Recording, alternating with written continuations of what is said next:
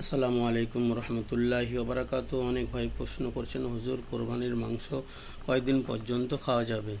অনেকে বলছে 2 দিন খেতে হবে, 3 দিন খেতে হবে, এর বেশি খাওয়া হারাম। দেখুন, শরীয়তে না জেনে বুঝে কোনো জিনিসকে হারাম করা আপনার জন্য গুনহার কাজ হবে।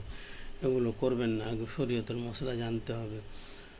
লোকমুখের দ্বারাই বা আপনার সমাজের প্রচলিত প্রথার দ্বারা শরীয়ত চলে না, ইসলামের বিধান চলে না।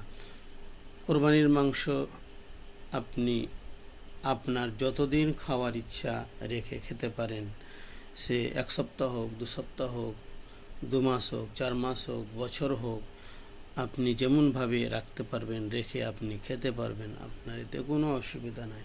কোরবানির মাংস যে 2 দিন খেতে হবে, 3 দিন খেতে হবে, এরপরে আর খাওয়া যাবে না, এরকম কথা ভিত্তিহীন। এর কোনো আসল শরীয়তের মধ্যে কোনো আসল নাই। কাজে কোরবানির মাংস